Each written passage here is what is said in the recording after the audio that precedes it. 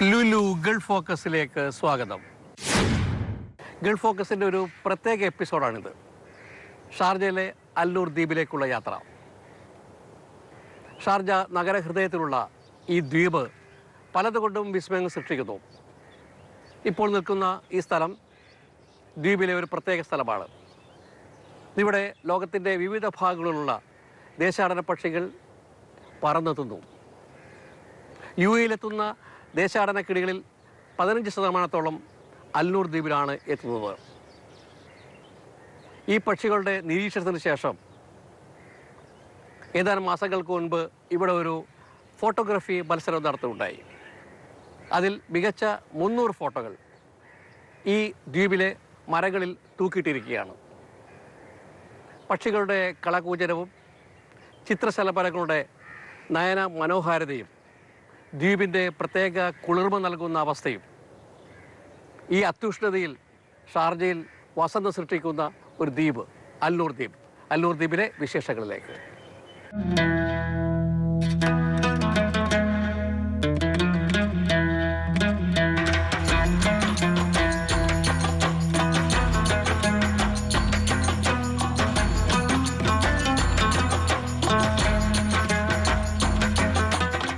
അൽനൂർ ദ്വീപിലേക്കുള്ള കവാടം. സന്ദർശകർക്ക് വൃക്ഷലതാദികളുടെ ദ്വീപിലെ കാഴ്ചയിലേക്ക് മരപ്പലകൾ കൊണ്ട് തീർത്ത പാലത്തിലൂടെ കയറി ചെല്ലാം. താഴെയുള്ള ജലപ്രവാഹം നോക്കിക്കൊണ്ടുള്ള ആയാസരഹിതമായ ഒരു സഞ്ചാരം. 156 മീറ്റർ നീളമുള്ള മരപ്പാലം. പ്രവേശന കവാടത്തിൽ കാണുന്ന മരത്തടിക്ക് ഒരു പ്രത്യേകതയുണ്ട്. 50 വർഷം പഴക്കമുള്ള ട്രക്കാന ഡ്രാക്കോ എന്ന മരമാണിത്. യമനിലെ സുക്കാർ ദ്വീപിൽ നിന്നും കൊണ്ടുവന്നത്. അൽനൂർ ദ്വീപിനെ കരയുമായി ബന്ധിപ്പിക്കുന്ന പാലമാണിത്. ഈ പാലം പണിതത് മരക്കഷ്ണങ്ങൾ വെച്ചുകൊണ്ടാണ്. പ്രകൃതിയുമായി വളരെ അടുത്ത ബന്ധമുണ്ടാക്കാൻ മരവും വൃക്ഷങ്ങളും കിളികളും ചിത്രശലഭങ്ങളൊക്കെ ഉള്ള ദ്വീപിലേക്ക് കയറുമ്പോൾ തന്നെ മരപ്പലകൾ വീതിച്ച ഒരു പാലത്തിന് മുകളിലൂടെയാണ് കയറേണ്ടി വരിക. താഴെ വെള്ളമാണ്. അതുകൊണ്ട് തന്നെ വളരെ കൗതുകകരമായി കുട്ടികൾക്കൊക്കെ ഈ വെള്ളം കണ്ടുകൊണ്ട് തന്നെ മരപ്പലകയിലൂടെ കയറിയിട്ട് ഈ ദ്വീപിലേക്ക് എത്താൻ പറ്റും എന്നുള്ളതാണ് ഇതിൻ്റെ ഏറ്റവും വലിയ സവിശേഷത. എത്തിക്കഴിഞ്ഞാൽ പക്ഷികളുടെ കളകൂജനം, പ്രകൃതിയുടെ സൗന്ദര്യം, പച്ചപ്പ് എല്ലാം കൂടി ചേർന്നുകൊണ്ടുള്ള ഒരു വിസ്മയകരമായ കാഴ്ചയിലേക്ക് ഇവിടെയുള്ള പ്രവേശനം. ഇത് യഥാർത്ഥത്തിൽ ഒരു വളരെ വിസ്മയകരമായെന്ന് മാത്രമല്ല, ഒരു ആലോചന പ്രദമായിട്ടുള്ള നിർമ്മിച്ച വളരെ സാങ്കല്പികമായിട്ടുണ്ടാക്കിയ സങ്കല്പത്തെ യാഥാർത്ഥ്യമാക്കിയ ഒരു ദ്വീപാണിത്. അൽനൂർ ദ്വീപിലെ ഒരു പ്രധാനപ്പെട്ട ആകർഷണമാണ് ബട്ടർഫ്ലൈസ്, ചിത്രശലഭങ്ങൾ. വിവിധ ലോകരാജ്യങ്ങളിൽ നിന്നെത്തിയ കൊണ്ടുവന്ന പ്യൂപ്പിൾ രൂപത്തിലുള്ള, ലാർവയല്ല പ്യൂപ്പിൾ രൂപത്തിലുള്ള ചിത്രശലഭങ്ങളെയാണ് അൽനൂർ ദ്വീപിൽ ഒരുക്കിയിരിക്കുന്നത്. 300 തരം ചിത്രശലഭങ്ങൾ ഇവിടെയുണ്ട്. പ്രധാനമായും ഫിലിപ്പീനിൽ നിന്നാണ് കൊണ്ടുവരുന്നത്. ക്രൊയേഷ്യ, കോസ്റ്റാറിക്ക മുതലായ രാജ്യങ്ങളിൽ നിന്നും എത്തുന്നുണ്ട്. ഓരോ ആഴ്ചയും ബട്ടർഫ്ലൈസിൻ്റെ പ്യൂപ്പിളിനെ ഇവിടെ കൊണ്ടുവരുന്നു. എന്നിട്ട് പ്രത്യേകം സജ്ജീകരിച്ച ഒരു ഗ്ലാസ് മുറിയിൽ നിന്നും അതിനെ പുറത്ത് കൊണ്ടുവരുന്നു. കുട്ടികൾക്കും വലിയവർക്കും ഒക്കെ തന്നെ ഈ ബട്ടർഫ്ലൈസ് ഇതായിങ്ങനെ അതവിടെ തോളത്ത് വന്ന് നിൽക്കുന്നത് പോലെ വന്ന് നിൽക്കും. ആരും ഉപദ്രവിക്കരുത്. കാരണം ഇതിൻ്റെ ആയുസ് എന്ന് പറയുന്നത് 1 മാസമാണ്. ഓരോ ബട്ടർഫ്ലൈക്കും 1 മാസം മാത്രമേ അതിന് ആയുസുള്ളൂ. ചിലതൊക്കെ 2 ആഴ്ച കൊണ്ട് അതിൻ്റെ ജീവൻ പിടിക്കും.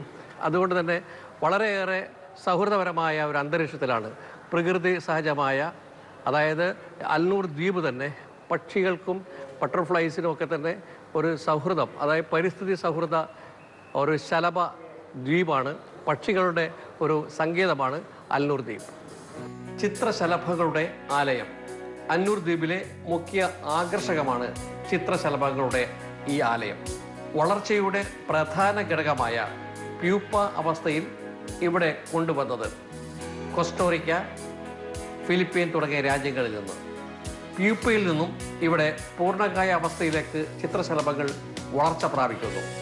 27 തരത്തിലുള്ള 600 ചിത്രശലഭങ്ങൾ ഇവിടെ കാണാവുന്നതാണ്. പ്രകാശത്തിലാണ് ചിത്രശലഭങ്ങളെ പൂർണ്ണമായും കാണാൻ പറ്റുന്നത്.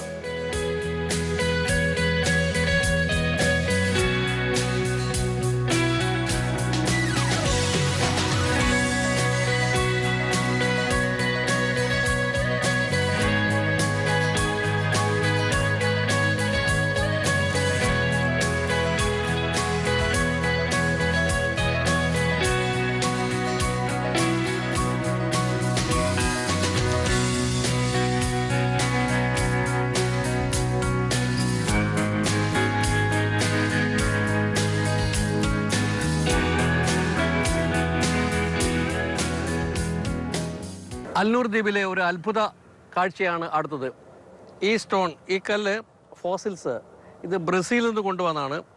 300 ദശലക്ഷം വർഷങ്ങൾക്ക് മുൻപ് ഉണ്ടായ ആ സ്റ്റോണ് ഫോസിൽ അതുപോലെ കൊണ്ടുവന്നിരിക്കുകയാണ്. ഇതിന് 200 കിലോ ഭാരമുണ്ട്. മാത്രമല്ല ഇതിൻ്റെ ഈ ദ്വീപിൻ്റെ വടക്കേ അറ്റത്ത് നിൽക്കുന്ന ഈ ദ്വീപിനെ കാവൽ നിൽക്കുന്നു എന്ന ധാരണയിലാണ്, എന്ന ബോധത്തിലാണ് ഈ സ്റ്റോൺ ഫോസിൽസ് ഇവിടെ കൊണ്ടുവന്നിരിക്കുന്നത്. ഈ ദ്വീപിലെത്തുന്നവർക്ക് ഏറ്റവും ചരിത്രപരവും വാസ്തുശില്പപരമായിട്ടും ചരിത്രാതീതമായ ഒരു പ്രത്യേകതയുള്ള 2 ഫോസിൽസാണ് ബ്രസീലിൽ നിന്ന് കൊണ്ടുവന്ന 300 ദശവർഷം മുൻപുള്ള ഈ 2 കല്ലുകൾ.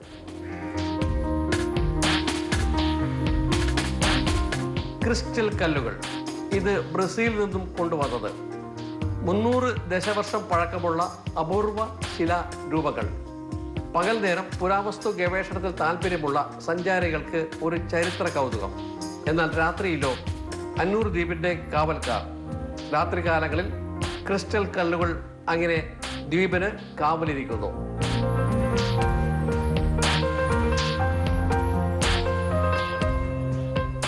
ഇതും പ്രത്യേകതയുള്ള ഒരു ശിലയാണ്. 60 മില്യൺ ദശവർഷം മുമ്പുള്ള ഈ വിസ്മയക്കല്ല് ഇന്തോനേഷ്യയിലെ ദ്വീപായ ജാവയിൽ നിന്നും കൊണ്ടുവന്നതാണ്. കാഴ്ചയിൽ ഒരു മരം പോലെ, എന്നാൽ അതൊരു ശിലയാണ്. ശിലക്കും ശില്പത്തിനുമിടയിലുള്ള ഒരു പ്രത്യേക ചരിത്ര കൗതുകം. തെക്കേ അമേരിക്കയിലെ ഒരു വൃക്ഷമാണിത്. 100 വർഷം പഴക്കമുള്ളത്. ഈ വൃക്ഷത്തിൻ്റെ ഒരു പ്രത്യേകത, ഇതിൻ്റെ പുറമെ കുറേ മുള്ളുകളുണ്ട്. ആ മുള്ളുകളിൽ വെള്ളം ശേഖരിച്ച് വെച്ചിരിക്കുകയാണ്. മാത്രമല്ല ഏറ്റവും കൂടുതൽ സിൽക്ക് വസ്ത്രങ്ങൾ ധരിക്കുന്നതിനുണ്ടാക്കാൻ ആവശ്യമുള്ള സിൽക്ക് നേരത്തെ ഉൽപ്പാദിപ്പിച്ച് കൊണ്ടിരുന്നത് ഈ മരങ്ങളായിരുന്നു. ഈ മരങ്ങൾ എല്ലാ പ്രതികൂല കാലാവസ്ഥയും അതിജീവിച്ച് നിൽക്കുന്നത് എങ്ങനെയാണെന്ന് വെച്ചാൽ, ഇതിനകത്തുള്ള മുള്ളിൽ നിന്നുള്ള ഉയർന്നു നിൽക്കുന്ന, അതായത് പ്രധാന തടിയിൽ നിന്ന് ഉയർന്നു നിൽക്കുന്ന ഭാഗത്തുനിന്ന് വെള്ളം ശേഖരിക്കുന്നു. ഈ വെള്ളം എത്ര കാലത്തേക്ക് വേണമെങ്കിലും ഈ മരത്തെ നിലനിർത്താൻ സഹായിക്കുന്നു. വളരെ പ്രത്യേകതയുള്ള തെക്കേ അമേരിക്കയിൽ നിന്ന് വന്ന സിൽക്ക് ഫ്ലോസ് 100 വർഷം പഴക്കമുള്ള മരമാണിത്.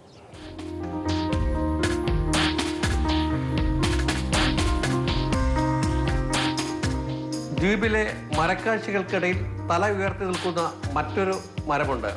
അതാണ് സിൽക്ക് ഫ്ലോസ് മരം. 100 വർഷം പഴക്കമുള്ള ഈ മരം തെക്കേ അമേരിക്കയിൽ നിന്നും കൊണ്ടുവന്നത് തന്നെയാണ്. പേപ്പറും കനോവും ഉണ്ടാക്കാൻ ഇവ ഉപയോഗിക്കപ്പെടുന്നു. സൂസൻ സ്മോഗ്നർ രൂപകൽപ്പന ചെയ്ത വർണ്ണം ചാർത്തിയ നെടുംതൂണുകൾ മരങ്ങൾക്കിടയിൽ പ്രതീകാത്മകമായി നിലകൊള്ളുന്നു. കാലക്രമത്തിൽ തിങ്ങിനിറയുന്ന മരങ്ങൾക്കിടയിൽ ഈ വർണ്ണ തൂണുകൾ കൗതുകം സൃഷ്ടിക്കും.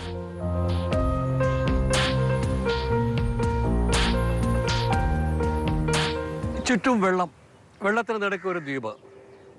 ഈ ദ്വീപിൻ്റെ ഒരു പ്രത്യേകത, ദ്വീപിനകത്ത് പരിസ്ഥിതി സൗഹൃദ മേഖലയായി പ്രഖ്യാപിച്ചിരിക്കുകയാണ്.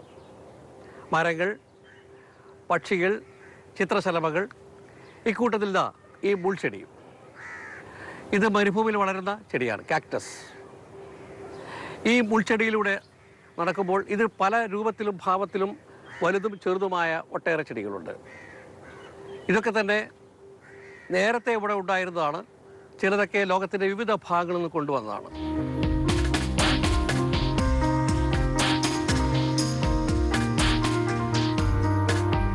ദ്വീപിലെ മറ്റൊരു പ്രത്യേകത ഈ മുൾച്ചെടികളാണ്. 7 തരത്തിലുള്ള മുൾച്ചെടികൾ, വലുതും ചെറുതുമായ മുൾച്ചെടികൾ ഇടതൂർന്ന് വളർന്നു നിൽക്കുന്നു. രാത്രികാലങ്ങളിൽ വർണ്ണ വൈവിധ്യങ്ങളും നൽകുന്നു.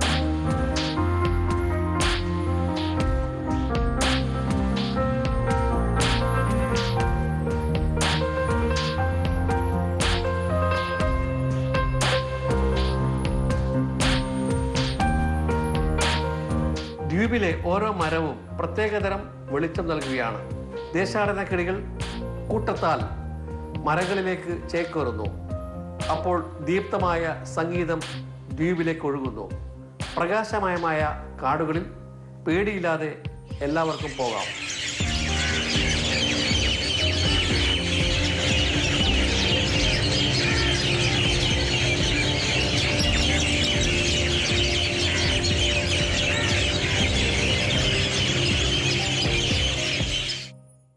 ഷാർജ ഭരണാധികാരിയുടെ ഒരു പ്രത്യേകത ഏത് സംരംഭത്തിനും ഒരു സാഹിത്യവും കലയും സംസ്കാരവും കൂട്ടിച്ചേർക്കുമെന്നുള്ളതാണ്.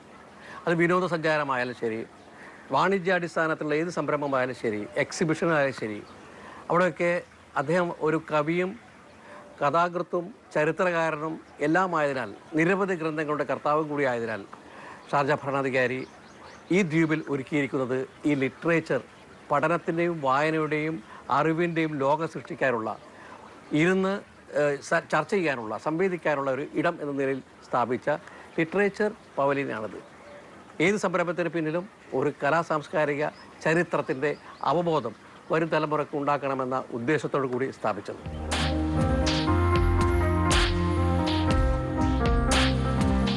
ഇത് ലിറ്ററേച്ചർ പവലിയൻ. ചരിത്രകാരനും എഴുത്തുകാരനും കവിയും ചിന്തകനുമായ ഷാർജ ഭരണാധികാരി doctor Sultan bin Muhammad Al Qasimi രാജാവിൻ്റെ ബഹുമാനാർത്ഥം പണിതാണ് ഈ ലിറ്ററേച്ചർ പവലിയൻ. ഇവിടെ സാഹിത്യം, സംസ്കാരം, ചരിത്രം എല്ലാം പഠിപ്പിക്കുന്നു, പഠന വിധേയമാക്കുന്നു. ഇംഗ്ലണ്ടിൽ നിന്നുള്ള ഡേവിഡ് ഹർബ രൂപകൽപ്പന ചെയ്ത ടോറസ് ചുറ്റുപാടുകളെ ഹ്രസ്വ രൂപങ്ങളാക്കി ഇതിലൂടെ കാണാം. ഇത് നോക്കുന്ന തൻ്റെതും മറ്റുള്ളവരുടെയും രൂപഭാവങ്ങളിൽ വ്യത്യാസം പ്രകടമാവുന്നു. ചിത്രകലയിലെ അമൂർത്തമായ പെയിന്റിംഗ്. ഇതിനകത്ത് വരുന്ന ഏത് സന്ദർശകനും പ്രകൃതിയോട്, പരിസ്ഥിതിയോട് താരതമ്യം പ്രാപിച്ചുകൊണ്ട്, അത് കുട്ടികളായാലും മുതിർന്നവരായാലും, പരിസ്ഥിതിയെ, പ്രകൃതിയെ പഠിക്കുക, സ്നേഹിക്കുക എന്നുള്ളതാണ്. പല മരങ്ങളുടെ മുകളിലും ഐ ആം സേവ്ഡ് എന്ന് എഴുതി വെച്ചിരിക്കുകയാണ്. അതായത് ഞാൻ രക്ഷപ്പെട്ടിരിക്കുന്നതെന്ന്. മരങ്ങൾ മുറിക്കുന്നതിനെ, പരിസ്ഥിതി നശിപ്പിക്കുന്നതിനെതിരെയുള്ള ഒരു ആഹ്വാനം കൂടിയാണ് പുതിയ തലമുറക്കും കൂടി ഷാർജ ഗവൺമെൻറ് ഇവിടെ ഒരുക്കിയിരിക്കുന്നത്. ഇതൊരു ടൂറിസ്റ്റ് കേന്ദ്രം മാത്രമല്ല, പരിസ്ഥിതി സൗഹൃദ സ്നേഹ സംഗമത്തിൻ്റെ ഒരു ഭൂമി കൂടിയാണ്.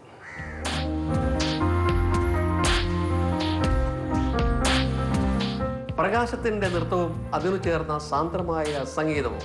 അൽനൂർ ദ്വീപിൽ ഋതുഭേദങ്ങൾ കടന്നു പോകുമ്പോൾ രാത്രികാലങ്ങളിൽ ഇരുളും വെളിച്ചവും ഇടകലർന്നു നിൽക്കുന്നു. ചെറിയ വനപ്രദേശം എന്ന് തോന്നിക്കുന്ന പാതിയിരുണ്ട കാട്ടിൽ പക്ഷികളുടെ കളകൂജനം, പിന്നെ ആസ്വാദ്യകരമായ സംഗീത സാന്ത്വനം. മരങ്ങളിൽ വ്യത്യസ്ത വർണ്ണഭേദങ്ങൾ നൃത്തം വെക്കുന്നു. തണുത്ത കാറ്റ്. അൽനൂർ ദ്വീപിൻ്റെ ചുറ്റുപാടുമുള്ള ജലപ്രവാഹത്തിൽ കെട്ടിടങ്ങളുടെ വർണ്ണരൂപങ്ങൾ ചെറുതായി കാണാവുന്നതാണ്.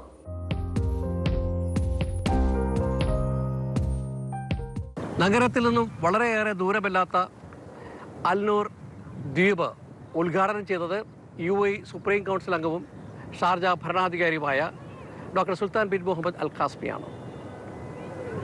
ഓസ്ട്രേലിയൻ വാസ്തുശില്പി ആണ് ഈ അൽനൂർ ദ്വീപിൻ്റെ പ്രധാന മുഖ്യ സൂത്രധാരൻ. ലോകത്തിൻ്റെ വിവിധ ഭാഗങ്ങളിൽ നിന്നുള്ള അപൂർവമായ ശില്പങ്ങളും ചിത്രങ്ങളും മാത്രമല്ല, വളരെ പ്രധാനപ്പെട്ട ഒരു കേന്ദ്രമാക്കി, സാംസ്കാരിക കേന്ദ്രമാക്കി കൂടി മാറ്റാനുള്ള ഒരു ശ്രമത്തിൻ്റെ ഭാഗമായി വിനോദസഞ്ചാരികൾക്ക് ഏറെ കൗതുകം സൃഷ്ടിക്കുന്ന അൽനൂർ ദ്വീപ് യഥാർത്ഥത്തിൽ UAE പ്രധാനപ്പെട്ട ഒരു ടൂറിസ്റ്റ് കേന്ദ്രമായി മാറിയിരിക്കുന്നു.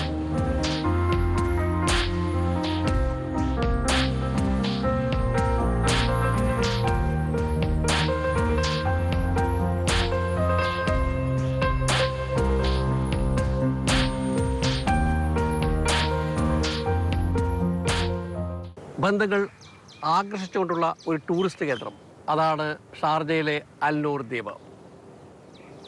മരുഭൂമിയിൽ പച്ചപ്പ് വിരിയിക്കുന്ന വിസ്മയം പോലെ തന്നെ മരുഭൂമിയിൽ പ്രകൃതിയുടെ ഊഷ്മള സൗന്ദര്യമൊരുക്കുന്ന അപൂർവമായ ഒരു ദ്വീപ് ഷാർജയിലെ അൽനൂർ ദ്വീപ്. കാടിൻ്റെ നൈർമല്യം, പക്ഷികളുടെ കളകൂജനം, മരുഭൂമിയിൽ മരക്കൂട്ടങ്ങളായി മാറുന്ന അത്ഭുത ദ്വീപ്.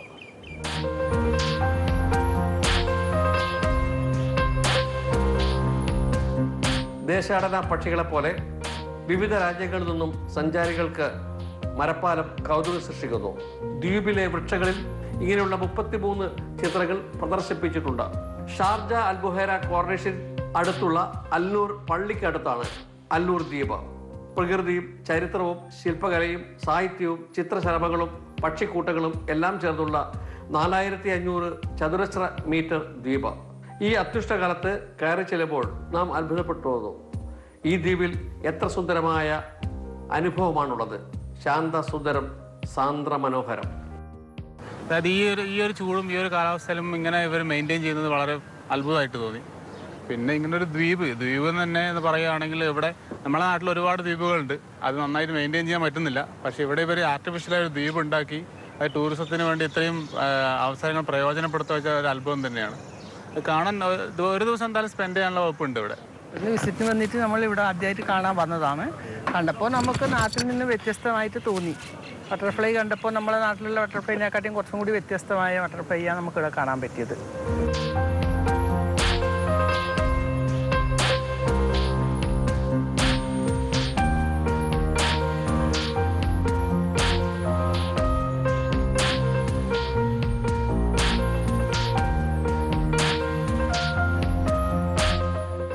ഇതൊരു പ്രകൃതി ദ്വീപാണ്. 7200 മരങ്ങൾ, ചെടികൾ, ശുദ്ധവായു, 800-ലധികം ചിത്രശലഭങ്ങൾ, 10,000-കണക്കിന് ദേശാടന കിളികൾ. ഇവിടെ എത്തുന്നവരുടെ മനസ്സിൽ വർണ്ണ കൗതുകം സൃഷ്ടിക്കുകയാണ് അല്ലൂർ ദ്വീപ്. രാത്രികാലങ്ങളിൽ വെളിച്ചവും സംഗീതവും ചേർന്നുള്ള സിംഫണിയാണ്. കാടുകൾക്കിടയിൽ നിന്നും മിന്നുന്ന വെളിച്ചം, ശബ്ദത്തിലൂടെയുള്ള സംഗീതവും, പ്രകൃതിയിൽ നിന്നുള്ള വേറെയും സംഗീതം. ഷാർജയിലെ അൽമജാസ് ഫ്രണ്ട് പാർക്കിനും അല്ലൂർ പള്ളിക്കും സമീപമുള്ള അല്ലൂർ ദ്വീപ് വെള്ളി ശനി ദിവസങ്ങളിലാണ് ഏറ്റവും കൂടുതൽ ആളുകൾ എത്തുന്നത്. എല്ലാ ദിവസങ്ങളിലും ജനപ്രവാഹമാണ്. അറബ് വംശജർ മാത്രമല്ല, മലയാളികളടക്കമുള്ള ഇന്ത്യൻ പ്രവാസികൾ ഒരു ഉല്ലാസത്തിന് എത്തുന്നത് അല്ലൂർ ദ്വീപിലാണ്. ലീഗൽ ഫോക്കസിൽ ഈ ആഴ്ച കൈകാര്യം ചെയ്ത വിഷയം സ്ത്രീ സുരക്ഷയ്ക്ക് ഏറ്റവും പ്രാധാന്യം നൽകുന്ന ഗൾഫ് രാജ്യങ്ങളിൽ എങ്ങനെയാണ് ആ നിയമങ്ങൾ പ്രാബല്യത്തിൽ വരുത്തുന്നു എന്നുള്ളതാണ്. ശിക്ഷാവിധികളിൽ ദയാദാക്ഷിണ്യമോ പ്രത്യേക പരിഗണനയോ നൽകുന്നില്ല. ഗൾഫിലെ സ്ത്രീ സുരക്ഷ സംബന്ധിച്ച നിയമ വിശകലനം. ഇവിടെ സ്ത്രീ സുരക്ഷ എന്ന് പറയുന്നത് ഏത് സുരക്ഷിതമാണേലും ഇവിടുത്തെ ക്രിമിനൽ ലോ അനുസരിച്ചാണ്. ക്രിമിനൽ ലോ എന്ന് പറഞ്ഞാൽ ലോ ഓഫ് ദ ലാൻഡ്. ഇവിടുത്തെ ലോ എല്ലാവർക്കും ആപ്ലിക്കബിൾ ആണ്. ഇവിടെ താമസിക്കുന്ന റെസിഡൻസിനും ഇവിടുത്തെ സ്വദേശികൾക്കും വിദേശികൾക്കും എല്ലാവർക്കും അത് ഒരുപോലെ ആപ്ലിക്കബിൾ ആണ്, സന്ദർശകർക്കും എല്ലാം. അതുകൊണ്ട് തന്നെ ഇതിനകത്ത് സ്വദേശികൾക്കെന്നോ വിദേശികൾക്കെന്നോ വ്യത്യാസമില്ല. പിന്നെ ഏറ്റവും സ്ട്രിക്റ്റ് ആയിട്ടുള്ള നിയമങ്ങളും സ്ട്രിക്റ്റായ ഇംപ്ലിമെൻറ്റേഷനുമാണ് പൊതുവെ ഇവിടെ ക്രിമിനൽ നിയമങ്ങളിൽ കാണുന്നത്. എസ്പെഷ്യലി സ്ത്രീകൾക്കെതിരെയുള്ളതിൽ 354 തൊട്ട് 359 വരെയുള്ള ക്ലോസസ് പ്രധാനമായിട്ടും സ്ത്രീകൾക്കെതിരെയുള്ള കുറ്റകൃത്യങ്ങളെ കുറിച്ചാണ് പ്രതിപാദിക്കുന്നത്. ഇതനുസരിച്ച് ഇപ്പോൾ സാധാരണഗതിയിൽ റേപ്പിന് ലൈഫ് ഇംപ്രിസൺമെന്റ് ഡെത്ത് പെനാൽറ്റി വരെ കൊടുക്കുന്നുണ്ട്. അത്രത്തോളം സിവിയറായ പണിഷ്മെന്റ്സ് ആണ് ഇവിടുത്തെ നിയമം സ്ത്രീകൾക്കെതിരെയുള്ള കുറ്റകൃത്യങ്ങളിൽ പ്രതിജ്ഞ ചെയ്യുന്നത്, സ്ത്രീകൾക്കെതിരെയുള്ള കുറ്റകൃത്യങ്ങളിൽ ഇമ്പോസ് ചെയ്തിരിക്കുന്നത്. അന്നേരം ഇതനുസരിച്ച് ഇതിൻ്റെ സ്ട്രിക്റ്റായ ഇംപ്ലിമെൻറ്റേഷൻ നടക്കുന്നുണ്ട് എന്നുള്ളതാണ്. നമ്മുടെ നാട്ടിലും വളരെ സ്ട്രോങ് ആയിട്ടുള്ള ലോ ഉണ്ടെങ്കിലും പലപ്പോഴും അത് ഇംപ്ലിമെൻറ്റേഷൻ്റെ സമയത്താണ് വ്യത്യാസം വരുന്നത്. ഇവിടെ ഈ നിയമം കൃത്യമായി തന്നെ പാലിക്കപ്പെടുന്നുണ്ട് എന്നുള്ളത് കൊണ്ടാണ് നമുക്ക് ഏത് രാത്രിയിലും എപ്പോഴും ഇറങ്ങി നടക്കാവുന്ന ഒരു സേഫ് സ്ഥലമായിട്ട് UAE മാറിയിരിക്കുന്നത്. കുടിയേറ്റ പ്രവാസികൾക്കിടയിലെ വിവാഹം, വിവാഹമോചനം, വിവാഹമോചനത്തിന് ശേഷമുള്ള കുട്ടികളുടെ പരിരക്ഷ എന്നീ കാര്യങ്ങൾ എങ്ങനെയാണ് ഇവിടുത്തെ നിയമവ്യവസ്ഥയിൽ സുരക്ഷിതമായിരിക്കുന്നത്? അതായത് ഇപ്പോൾ ഒരിക്കലും UAE നിയമം അനുസരിച്ച് ഇപ്പം നല്ല കുട്ടികളുടെ കസ്റ്റഡി ഇപ്പോൾ അച്ഛനാണെങ്കിൽ പോലും അമ്മ ചെലവിന് കൊടുക്കാൻ ഒരിക്കലും പറയില്ല. ഇപ്പം ആ രാജ്യത്തെ പേഴ്സണൽ ലോ അങ്ങനെ പറയുന്നുണ്ടെങ്കിൽ പോലും അത് ശരിയായ എഗെയിൻസ്റ്റ് ആണ്. ഇവിടെ ശരിയായ ലോ അനുസരിച്ച് പുരുഷനാണ് കുടുംബ മെയിൻ്റനൻസ് കൊടുക്കാനുള്ളത്.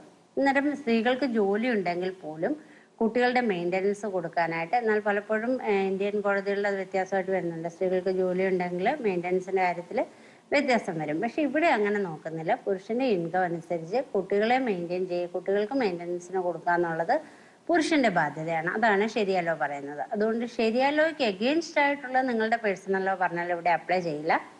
എന്നാൽ അത് എത്രത്തോളം നിങ്ങളുടെ ഇവിടുത്തെ ശരിയ ലോയ്ക്ക് എഗെയിൻസ്റ്റ് അല്ല എന്നുണ്ടെങ്കിൽ നിങ്ങളുടെ പേഴ്സണൽ ലോ നിങ്ങൾക്ക് ഇവിടെ അപ്ലൈ ചെയ്യാൻ കഴിയും. സാധാരണ രീതിയിൽ ഇപ്പോൾ ഏറ്റവും അധികം വരുന്നത് പ്രോപ്പർട്ടിയുടെ കാര്യങ്ങളിലും ഇതൊക്കെ പ്രോപ്പർട്ടി ഡിവൈഡ് ചെയ്യുന്ന കാര്യങ്ങളിലോ ഒക്കെ തന്നെ നമുക്ക് പേഴ്സണൽ ലോ അപ്ലൈ ചെയ്യാനായിട്ട് പറയാം. ബിൽ എക്സിക്യൂട്ട് ചെയ്യുന്ന കാര്യത്തിലോ ഒക്കെ നോൺ മുസ്ലിംസിനാണെങ്കിൽ ബിൽ എക്സിക്യൂട്ട് ചെയ്യാനും ഇപ്പം അനുവദിക്കുന്നുണ്ട്. ഇങ്ങനെയുള്ള കാര്യങ്ങളിൽ നമ്മുടെ പേഴ്സണൽ ലോ ആണ് അവരെടുക്കുക. പക്ഷെ ഒരിക്കലും ഒരു ശരിയാക്കി എഗെയിൻസ്റ്റ് അല്ലാത്തടത്ത് മാത്രമേ അത് കൺസിഡർ ചെയ്യുകയുള്ളൂ. 100-ലധികം വിദേശ രാജ്യങ്ങളിലെ കുടിയേറ്റക്കാർ ഗൾഫ് രാജ്യങ്ങളിൽ ജീവിക്കുന്നു. ഇവിടങ്ങളിലെ നിയമവ്യവസ്ഥയും അതത് രാജ്യങ്ങളിലുള്ള നിയമവ്യവസ്ഥയും തമ്മിലുള്ള വ്യത്യാസം അതെങ്ങനെയാണ് ഗൾഫിലെ കുടിയേറ്റ പ്രവാസികളെ ബാധിക്കുന്നത് എന്നുള്ളതുകൊണ്ട് UAE നിയമമാണ്. അയാൾ ഏത് നാഷണാലിറ്റി ആണെങ്കിലും UAE നിയമമാണ് അയാൾക്ക് ബാധകമായിട്ടുള്ളത്. സിവിൽ ലോയും ഏറെക്കുറെ അങ്ങനെ തന്നെ. എന്നാൽ പേഴ്സണൽ സ്റ്റാറ്റസ് ലോയിൽ, അതായത് അയാളുടെ തീർത്തും വ്യക്തിപരമായ മാരേജ്, ഡൈവോഴ്സ് അല്ലെങ്കിൽ പ്രോപ്പർട്ടി, ഇങ്ങനെയുള്ള രാജ്യങ്ങളിൽ, ഇങ്ങനെയുള്ള കാര്യങ്ങളിൽ അത് ശരിയാ ലോയ്ക്ക് എഗെയിൻസ്റ്റ് അല്ലാത്തടത്തോളം നമുക്കത് അപ്ലൈ ചെയ്യാനായിട്ട് നമുക്ക് ആപ്ലിക്കേഷൻ കൊടുക്കാൻ കഴിയും, നമ്മുടെ കേസുകളിൽ ഒരു പർട്ടിക്കുലർ കേസ് കോടതിയുടെ മുന്നിൽ വരുമ്പോൾ. അതുകൊണ്ട് തന്നെ ഇവിടുത്തെ നിയമമാണ് പൊതുവെ എല്ലാവർക്കും ബാധകമായിട്ടുള്ളത്, അതർ ദാൻ പേഴ്സണൽ ലോ കേസസിൽ. അങ്ങനെയുള്ള കേസിൽ ഇപ്പം നമ്മളുടെ രാജ്യത്ത് നമ്മളുടെ പേഴ്സണൽ ലോ ഇതാണ് പറയുന്നതെന്ന് പറഞ്ഞാൽ ആ നിയമം കോടതി അപ്ലൈ ചെയ്യുന്നതാണ് ഇവിടെ. അത് സിവിൽ ലോയിൽ പ്രത്യേകം തന്നെ സിവിൽ പ്രൊസീജിയർ കോഡിൽ പ്രത്യേകം തന്നെ പറയുന്നുണ്ട്. ഇപ്പം നമ്മളൊരു പേഴ്സണൽ ലോ ഒരു കേസ് കോടതിയുടെ മുന്നിൽ വരികയാണെങ്കിൽ ഇപ്പം 2 പാർട്ടികൾക്കും അത് അപ്ലൈ ചെയ്യണം എന്നുണ്ടെങ്കിൽ അത് ശരിയാ ലോയ്ക്ക് എഗെയിൻസ്റ്റ് അല്ലാത്തടത്തോളം അത് കോടതി അത് തന്നെയാണ് അപ്ലൈ ചെയ്യുക എന്നുള്ളത്. എന്നാൽ ബാക്കി എല്ലാ കാര്യങ്ങളിലും ഇവിടുത്തെ രാജ്യമാണ്, ഇവിടുത്തെ എക്സ്പാട്രിയേറ്റ്സിനാണെങ്കിലും ഇവിടുത്തെ റെസിഡൻസിനാണെങ്കിലും ഇവിടുത്തെ എംപ്ലോയീസിനാണെങ്കിലും ബാധകമായിട്ടുള്ളത്. അതുകൊണ്ട് തന്നെ ഇവിടെ ഏതൊക്കെ നാഷണാലിറ്റി ഉണ്ടെന്നുള്ളത് ഇവിടുത്തെ ഒരു നിയമപരിപാലനത്തെ അത്രത്തോളം ബാധിക്കുന്നില്ല. UAE എല്ലാ എമിറേറ്റുകളിലും തനത് മ്യൂസിയങ്ങൾ, കടലോരങ്ങൾ, ഹെറിറ്റേജ് വില്ലേജുകൾ, പൊതുതോട്ടങ്ങൾ, പാർക്കുകൾ, സഫാരി പാർക്കുകൾ, ചൂട്ടിലും തണുപ്പിലുമുള്ള വിനോദസഞ്ചാരങ്ങൾ എല്ലാം വളരെ പ്രൊഫഷണലായി ഒരുക്കി വെച്ചിട്ടുണ്ട്. തദ്ദേശീയരായ സ്ത്രീ പുരുഷന്മാരും വൃദ്ധന്മാരും കുട്ടികളും ഇതൊക്കെ ആസ്വദിക്കുന്നു. എന്നാൽ കിട്ടിയ ഒഴിവ് ദിവസം ഉറങ്ങിയും സുഹൃത്തുക്കളുടെ വീടുകളിൽ സന്ദർശിച്ചും സമയം കളയുകയാണ് പ്രവാസി മലയാളികൾ. ഇക്കാര്യത്തിൽ വേണ്ടത്ര ശ്രദ്ധ പതിപ്പിച്ചാൽ UAE മാത്രമല്ല ഗൾഫ് രാജ്യങ്ങളിലെ വിവിധ രാജ്യങ്ങളിലെ എന്തൊക്കെയാണ് ആ രാജ്യങ്ങളിൽ നൽകുന്ന സാംസ്കാരിക പുതുമ നൽകുന്ന ഒട്ടേറെ സ്ഥലങ്ങൾ എവിടെയൊക്കെ സന്ദർശിക്കാം എന്നത് കണ്ടെത്തി സന്ദർശിക്കേണ്ടതാണ്. ഗൾഫ് ഫോക്കസ് അടുത്ത ആഴ്ച വീണ്ടും കാണാം. നമസ്കാരം.